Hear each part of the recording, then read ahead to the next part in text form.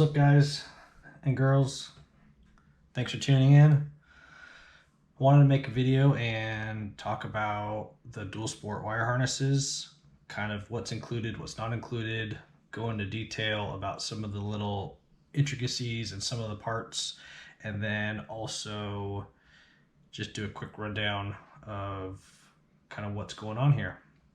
So to start off, the main harness, it's about 50 inches long. We'll start at the rear of the harness. Basically, these are going to be your connectors for brake light, blinkers, the two terminals for the battery, ground and the positive terminal. Most batteries use a 5mm bolt, so these are 5mm terminals. And then all the wires run along the subframe to a main fuse. So this is a sealed, weatherproof connector, has a cap on top. Put your fuse in. There's a seal around the edge. Cap it off. There's a nice little hole there. You can zip tie it up and you're good to go. If you keep going down the harness, you have a flasher relay. So I like to put a 2-pin connector onto the flasher relay. That way, if you ever have something fail or a wire breaks or something happens, you could swap these out. I haven't had any that are bad. A lot of times, if your battery voltage is low, they will sometimes not blink, but as long as it's 12 volt, these things have been working pretty good. Again, weatherproof connectors, the terminals are all sealed, so you shouldn't have any problem with that. And then if you keep going forward, go up to a 6-pin connector. This is where the handlebar switch connects to, and then you have two more connectors up front for the front blinkers. So I skipped by a couple things that are on the harness I want to go back to. Little options, little add-ons. So this right here is a 2-pin connector that runs off of the main fuse. Just an auxiliary plug. If you have a USB charger you want to plug in, or maybe a GPS, or if you have a fan on your bike, or certain things that do have an on-off button. It's nice to have an on-off button because this is direct to the battery. So if you plug something in, it's going to stay on unless there is a switch where you can turn it off. So we have that one, that's an option. Up front here, there's another auxiliary, but this comes on when the headlight is turned on. So when the handlebar switch is off, no lights are on, nothing's working, you turn your headlight on. Now whatever's plugged into this will come on. It could be an additional light. Again, it could be a GPS, it could be a fan, it could be some sort of charger, or whatever you guys can think of. The one thing, pretty much both of these actually, they're not a super high output, as far as you don't want to be running like a big light, or basically small GPS or a charger is what they're made for.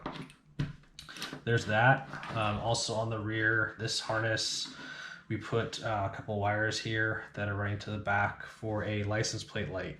Now, technically, whatever state you're in, I don't know the rules and regulations for every state, but some people like to have license plate lights, some people you don't need them.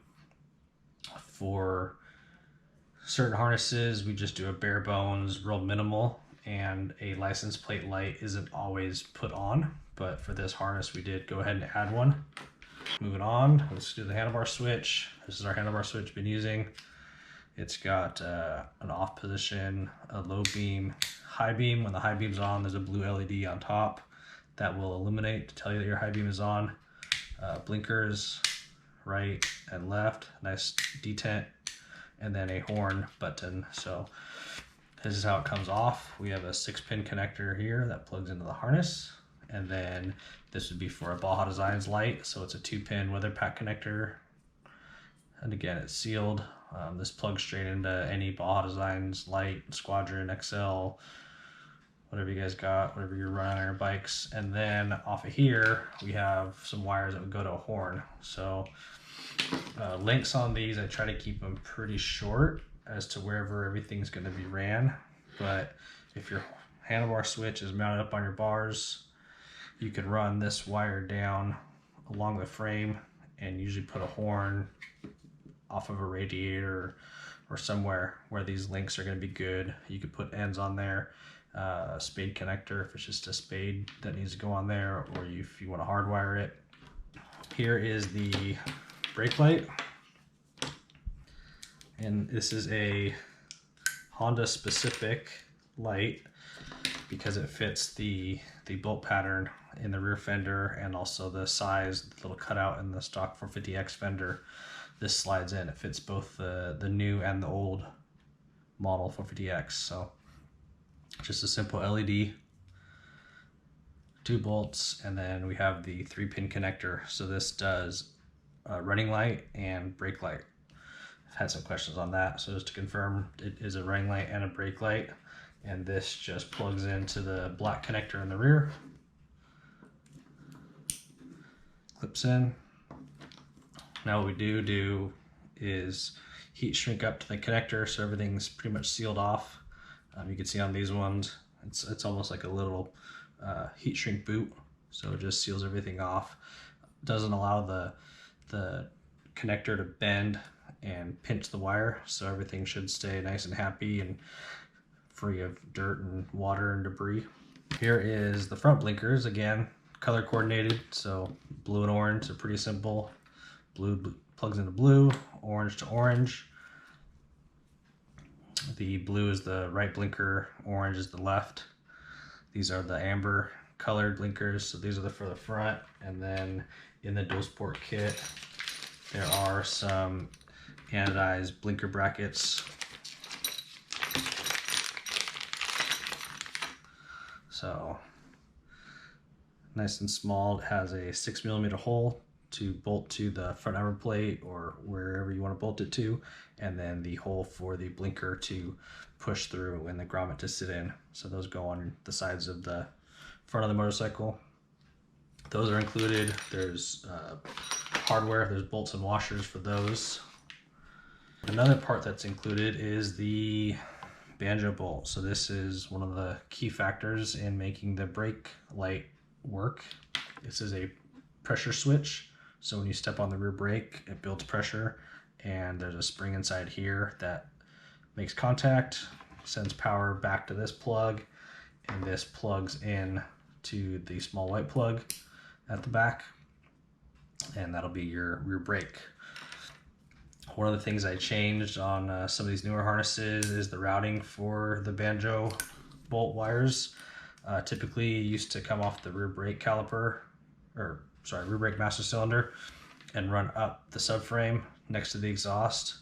And there have been a couple issues where if you tipped over and the wires rotated, or your boot caught it and it pushed against the pipe, the wires could melt, and then you'd have to get a new Banjo Bolt or fix the wires. But the new 450L, when it came out in 19, the wires run down the front and across the cases, and then back up the frame up into the wire harness. So with this is pretty long.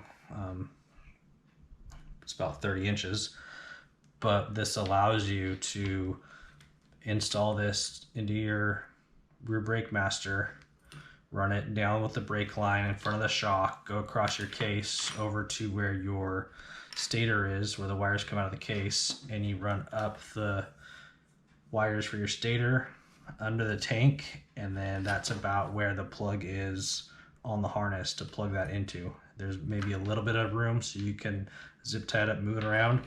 There's also a little bit of room on the wires that come out of the main harness. These are just zip tied right now, but you can move those and secure them and get them placed where you want. That's pretty much it. So the whole harness comes with brake light, comes with a flash relay, comes with the Banjo Bolt, it comes with blinkers front and rear, it comes with the handlebar switch. You can run 2 lights. You can run a light that has a high and a low, You just have to kind of clarify what you have going on so that I can put the right plugs. It comes with blinker brackets.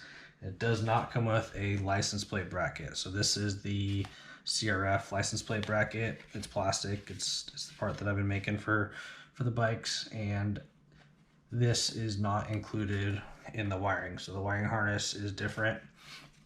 These are available. These will bolt up. Basically, this just bolts up under the rear fender where the brake light is. That's in the fender. That bolts up, but you drill one hole through your fender, pinches that on. It comes with a backing plate. It comes with all the hardware. So there's that.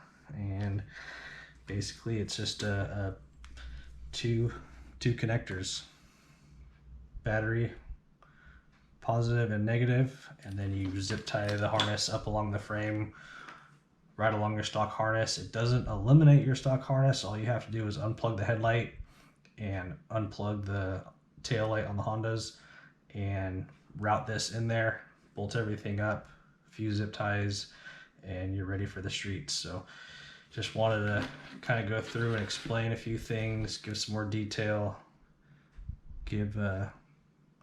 answer any questions that might be out there, and that's about it. So I enjoy doing this for you guys. I really like seeing you guys out there riding. I get a lot of enjoyment out of building this stuff and then seeing everybody out there being able to use it. So thank you again, and I'm gonna keep cranking these out.